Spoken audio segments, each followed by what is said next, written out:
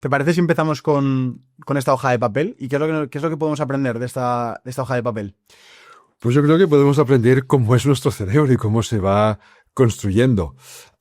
Es un ejercicio que hago a veces. Yo lo llamo de cerebroflexia, ¿Vale? por comparación con la papiroflexia, ese arte de doblar una hoja bidimensional y hacer una construcción que sea tridimensional.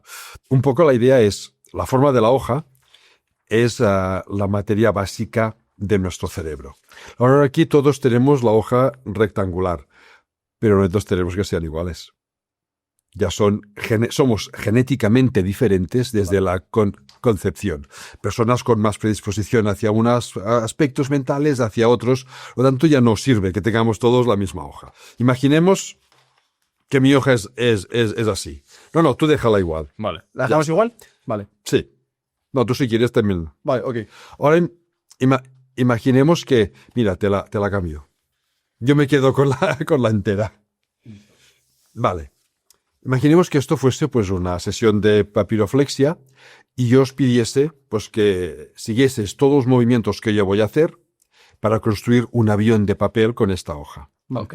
Claro, yo cogería la hoja y lo primero que haría sería pues doblar, por ejemplo, una esquina.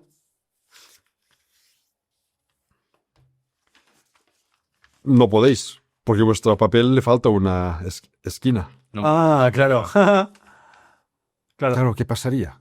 Pues ya podemos seguir con todo el ejercicio, pero aquí ya se ve. Yo la doblo, después la desdoblo, doblo la otra. A partir de aquí,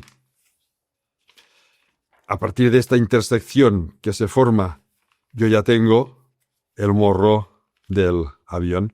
Hecho. Claro. A vosotros no saldría, No. porque os falta una esquina. Claro. La hoja de papel, la forma que tenemos es el cerebro, la materia básica que tenemos cada uno desde la concepción, la materia incluso genética. Y la forma de doblarlo es el ambiente. Es cómo nos educamos, los azares de nuestra vida. Claro, si a todos nos doblamos de la misma manera, aquellos que tengan un cerebro que se adapte a la forma preconcebida de la educación, bueno, pues tendrán un cerebro capaz de volar. Aquí está la metáfora de ser personas pues empoderadas que vayan creciendo a lo largo de su vida. Pero aquellos cerebros que no porque sean menos válidos, sino solo porque son ligeramente diferentes, no consiguen que se forme un avión, pues ese sistema educativo no les va a servir para nada. Ahí la importancia de que el sistema educativo sea suficientemente amplio para que todas las, ahora lo llamamos neurodivergencias, para que todas las neurodivergencias encajen en ese sistema educativo. Si no estamos separando personas, estamos haciendo que personas perfectamente válidas Claro. se reboten del sistema educativo. Sistema educativo y sociedad en general, por supuesto. Todo influye en cómo se construye el cerebro. Entonces, eso quiere decir que tenemos la capacidad de automejorarnos, ¿no? Y de cambiar casi nuestra manera de ser, nuestra manera de comportarnos. Somos como una gelatina dentro, ¿no? Podemos poner la gelatina de la manera que queramos. Podemos cambiar nuestra manera de ser. A ver, hay ciertos límites. No todo es posible, ¿vale? Esa frase de la psicología positiva. La psicología positiva tiene muchas cosas positivas, pero hay una frase que sacada de contexto es terrible. Es la frase que dice, si quieres, puedes. Eso no es así. No, a veces quieres y no puedes. A veces quieres cambiar algo de tu manera de ser, de tu manera de pensar, de cómo aprendes, y no puedes cambiarlo al 100%. Siempre puedes cambiar cosas, pero a lo mejor nunca llegas a eso que tú habías soñado que sería tu ideal. Pero simplemente la misma manera que tenemos de pensar ya está alterando las conexiones de nuestro cerebro. Hay un trabajo que se publicó no hace mucho que demuestran que las personas que se quejan, hay personas, a ver, no tienen por qué ser necesariamente pesimistas, pero hay personas que ven siempre la parte negativa en todo y se quejan que si la película ha sido demasiado lenta, que si la exposición de pintura ha sido demasiado cara, y otras que dicen qué bonita que ha sido cara pero ha sido bonita. Y la película, bueno, sí, había trozos lentos pero el mensaje era muy potente. Bueno, pues las personas que solo se quejan lo tienen mucho más difícil para continuar aprendiendo, creciendo y mejorándose a sí mismas. O sea, no solo Que- no solo lo tienen más difícil para ser felices, sino también lo tienen más difícil para aprender cualquier cosa. Exactamente. ¿Y por qué pasa? ¿Qué es lo que sucede dentro del cerebro? Pues que el cerebro es muy obediente. Siempre nos hace caso. ¿Sabes? Es obediente en el sentido de que nos hace caso. Si yo me levanto por la mañana, me miro al espejo y me sonrío, el cerebro empieza a producir serotonina, que es un neurotransmisor implicado con el buen estado de ánimo, y me siento más a gusto porque es obediente, me ve sonreír y se activa de esa forma. Si yo me quejo, el cerebro se activa, pues de las cosas pues no son como tendrían que ser, y eso te bloquea. Te bloquea. ¿Para qué aprender si las cosas nunca van a ser como tú quieres que sean? En vez de pensar que siempre pueden ser un poquito más como tú querrías que fuesen. Antes de hablar de cómo aprender y cómo mejorar nuestra memoria, cosas muy interesantes que hablaremos en este podcast, me gustaría hablar de cómo se forma el cerebro. ¿Qué tenemos dentro de la cabeza, debajo del cráneo? Hay gente que antes decía que teníamos 3 tipos de cerebro. Si nos abriéramos así como un huevo Kinder, ¿qué veríamos? ¿Qué tenemos ahí dentro? Mira, tenemos 2 hemisferios cerebrales con una serie de surcos. Eso le da una forma típica como de nuez, que están unidos por debajo, como una nuez, exactamente igual. Ambos hemisferios tienen las mismas zonas, que sirven para las mismas cosas. Lo digo porque a veces hay quien dice que si el hemisferio derecho es el racional, el izquierdo es el creativo. No. Ya. Ambos son racionales y ambos son creativos. Lo que sí pasa es que según qué actividades, a veces se activa más un hemisferio que otro. Pero están siempre comunicándose por esta zona que los une. Se llama el cuerpo calloso. Es esta zona que los une. Entonces, si lo abriésemos, solo abrir el cráneo, veríamos esta nuez con los 2 hemisferios.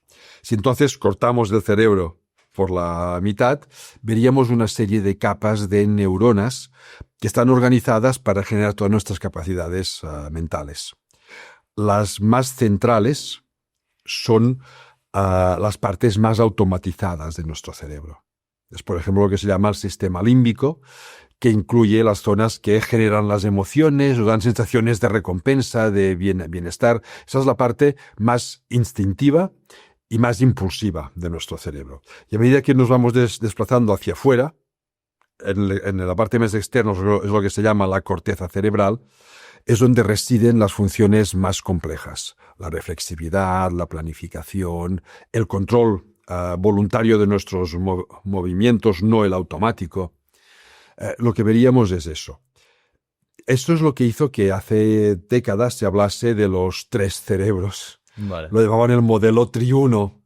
El cerebro reptil, el de los mamíferos encima y el de los humanos, que sería esta parte más compleja encima. Y no es cierto. El cerebro está todo integrado y los reptiles tienen todas estas zonas. Lo que pasa es que la zona más externa es tan pequeña y tan fina que casi ni se ve. Pero está, ¿vale? Y todos tenemos la parte interna, la más instintiva. Y además están todas interconectadas entre ellas. No hay reflexividad sin emociones, no puede haber emociones sin reflexividad. Y la única pregunta que tengo ya por hacerte es si hay una diferencia entre el cerebro de un hombre y una mujer. Hay pequeñas diferencias, pero que las acentuamos culturalmente.